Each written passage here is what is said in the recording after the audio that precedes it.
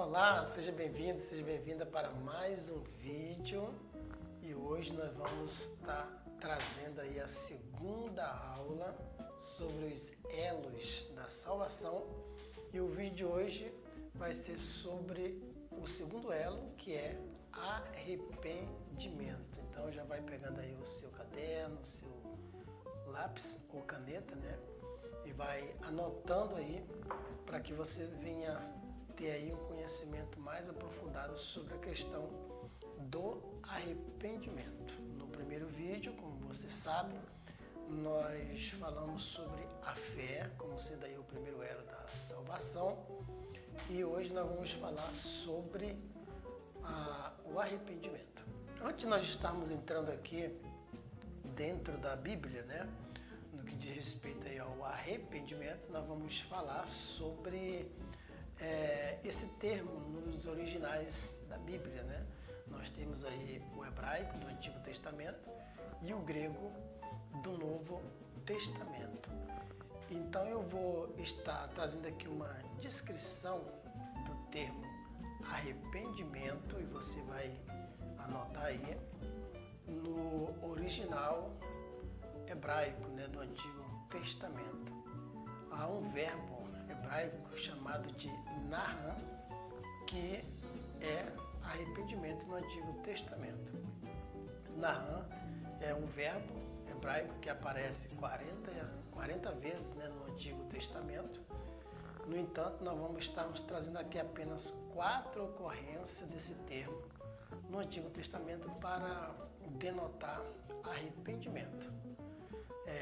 A primeira ocorrência aparece ali no Gênesis, né, capítulo 6, e a partir do versículo 6, o termo ou verbo naham significa entristecer-se ou contristar-se. Esse é o sentido da palavra arrependimento ali no Antigo Testamento, que vem do verbo naham. Ali vai dizer que Deus, ao ver o olhar para a terra, ele viu que a terra estava cheia de maldade, de violência, de corrupção e que era má toda a imaginação do pensamento do coração humano. E aí a Bíblia diz que Deus se arrependeu de haver feito o homem. Então essa palavra Deus se arrependeu ou arrependimento aí diz respeito a entristecer-se, né? É uma palavra que está no passivo, ou seja, o sujeito era Deus, né, que se entristeceu pelo fato de ver o homem ali caído e alienado dele. Portanto, a primeira ocorrência aí está no Gênesis 6 e 6 do termo arrependimento no Antigo Testamento. A segunda ocorrência está ali no capítulo 32 de Êxodo, quando o povo de Israel fez ali o bezerro de ouro e a ira de Deus ela se acendeu, né, sobre o povo e Deus se arrependeu, né, e queria que matar todos aqueles povos, né, e Moisés ele vai interceder pelo povo diante de Deus, para Deus não fazer isso. E mediante a intercessão de Moisés, a Bíblia diz que Deus se arrependeu do mal que ele ia fazer sobre o povo. Ou seja, Deus queria matar todo mundo, né, exterminar aquela nação e fazer de Moisés uma grande nação. E Moisés não aceitou, ele foi intercedendo a Deus, e Deus ouviu a intercessão de Moisés e se arrependeu de ter feito aquele mal, certo? A terceira ocorrência está em 1 Samuel capítulo 15, quando Saul ele vai à batalha, né? Claro, ali, enviado por Deus. E a ordem de Deus é que Saul ele matasse todos e não pegasse nenhum dos despojos daquele povo. Só que Saul não obedeceu a ordem de Deus, né? Ele não matou todas as pessoas, os inimigos, e além do mais ele pegou dos despojos dali e trouxe como troféu. Isso não agradou a Deus e Deus então se arrependeu de ter escolhido Saul, né, e o rejeitou, certo? Então essa é a terceira ocorrência do arrependimento de Nahã, que aparece no Antigo Testamento. E a quarta ocorrência de Nahã no Antigo Testamento está no livro de Jonas, capítulo 3, aonde Deus envia Jonas, e você conhece muito aquela história. Deus envia Jonas para pregar, né, a destruição ali sobre Nínive por causa da maldade daquele povo. E quando Jonas vai e prega a mensagem que Deus ordena, aquele povo, eles se arrependeram, ou seja, o rei, ele promulgou um jejum, não somente para os humanos, mas também para os animais, né? E, mediante essa atitude do rei, Deus, ele se arrependeu de destruir, né, a Nínive, a grande Nínive, porque houve ali arrependimento. Então, veja que o arrependimento, no caso aqui de Nahã, é quando Deus, ele se entristece, ele se compadece também, né? Ele usa de benevolência para com aquelas pessoas que se arrependam.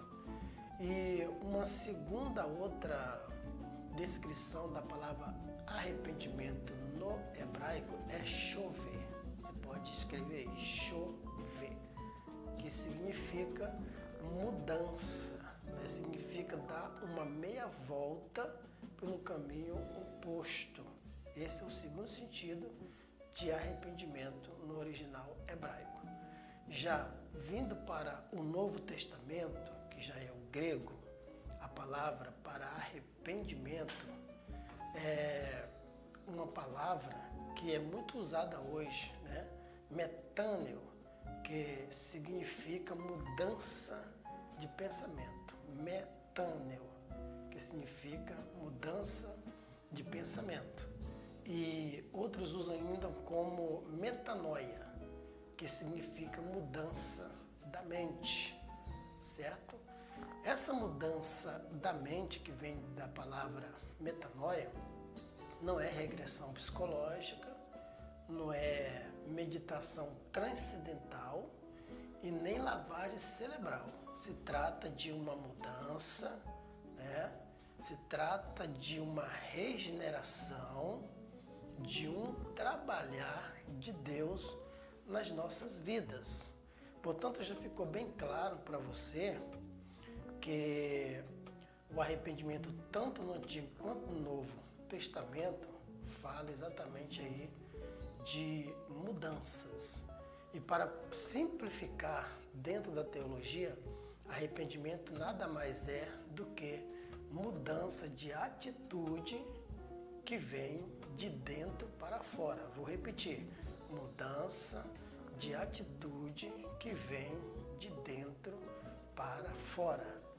Veja que quando nós lemos Atos capítulo 3, versículo 19, está escrito: portanto, arrependam-se e se convertam para que sejam cancelados os seus pecados. Esta é a pregação de Pedro no templo para as pessoas que o assistiam, para que houvesse convenção. Então veja que o arrependimento, ele é mudança de atitude. Ele é um meio para que o homem, ele venha alcançar o perdão de Deus. O que não é arrependimento? Por exemplo, arrependimento, ele não é remorso. Nós temos dois exemplos na Bíblia, no Novo Testamento, que é o de Judas Iscariotes, que traiu Jesus, e o de Pedro, que negou Jesus. Veja a diferença entre ambos. Por exemplo, o Judas, ele não se arrependeu.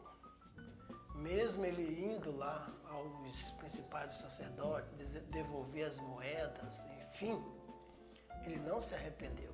Ele se entregou ao remorso.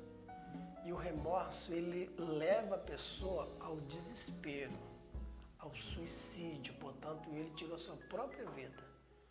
Quantas pessoas elas tiram a sua própria vida porque elas elas são tomadas, né, e dominadas pelo remorso, que é muito diferente do arrependimento. O remorso ele leva ao desespero, ele leva a pessoa a ter pensamentos negativos, sentimentos ou pensamentos suicidas, né? E isso não resolve o problema das pessoas.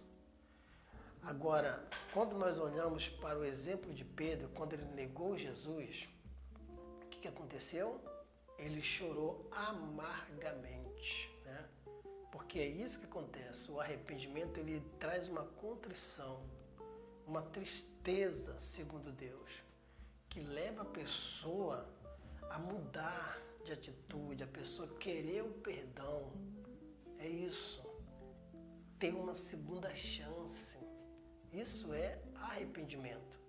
Quando a pessoa ela se arrepende, por exemplo, quando ela peca, ela reconhece o seu pecado, ela confessa o seu pecado, ela abandona o seu pecado e ela esquece o seu pecado.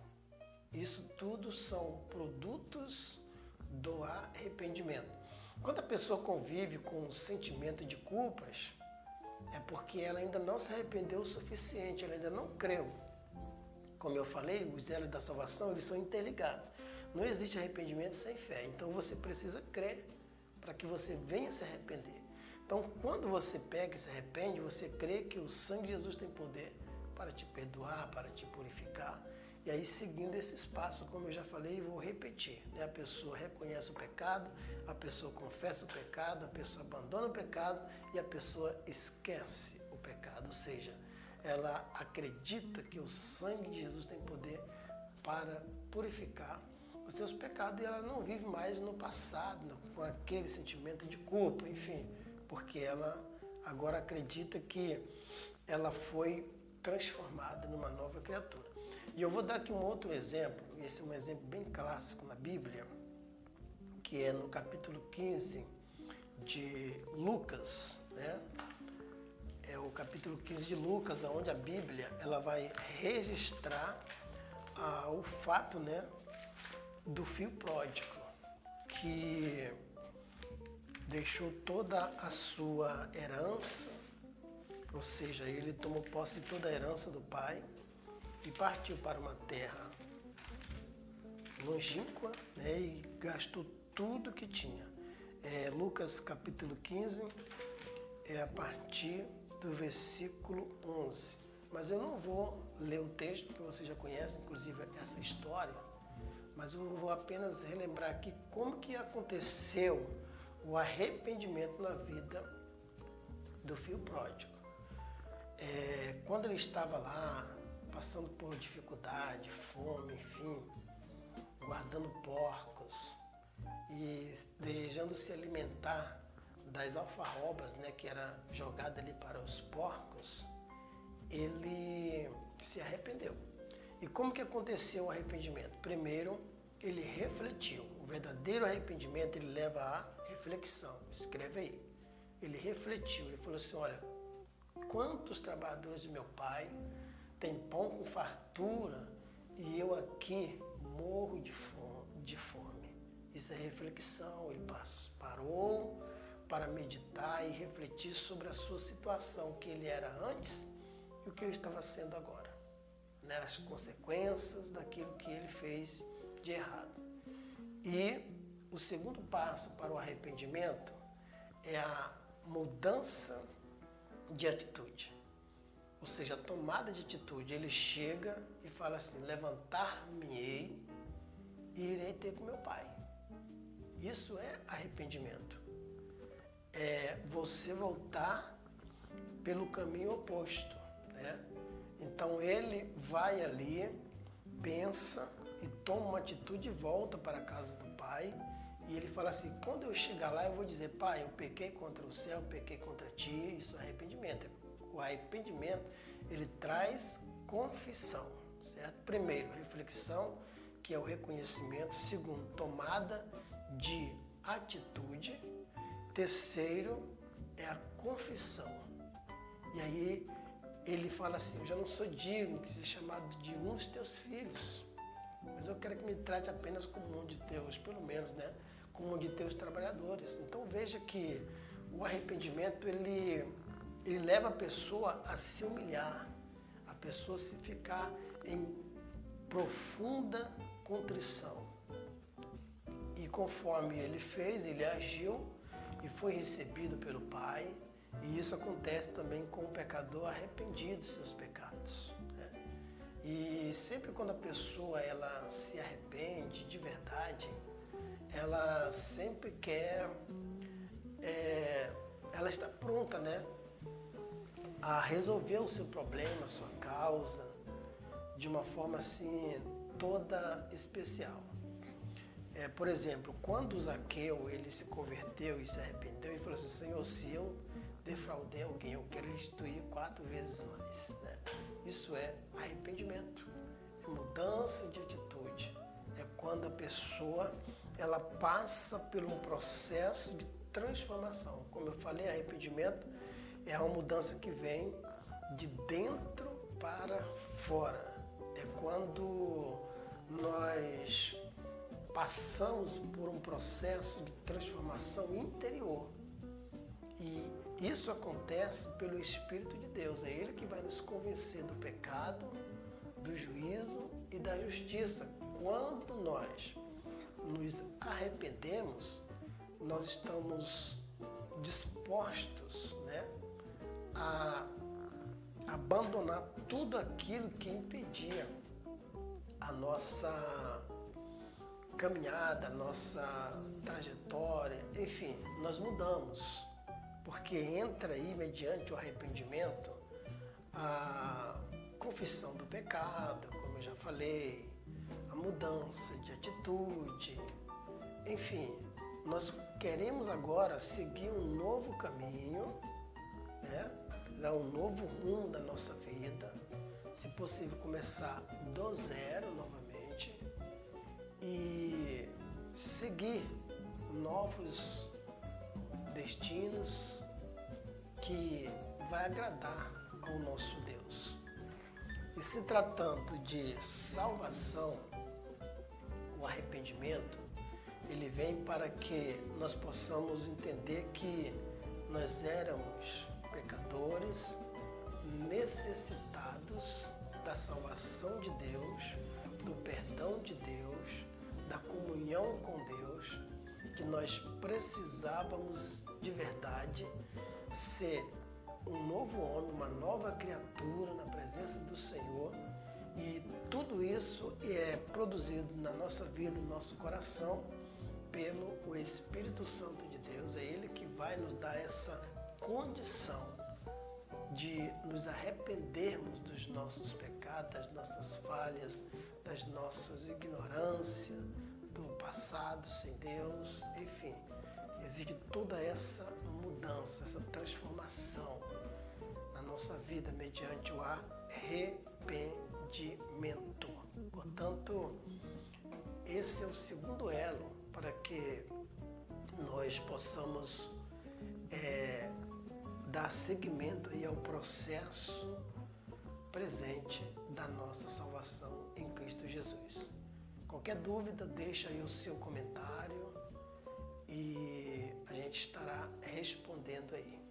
Espero que você tenha gostado e que você venha se aprofundar cada vez mais nessas palavras, né, que não são minhas, mas que são palavras de Deus para as nossas vidas. Que Deus te abençoe e até o próximo vídeo, onde nós vamos falar do terceiro elo da salvação. Te aguardo.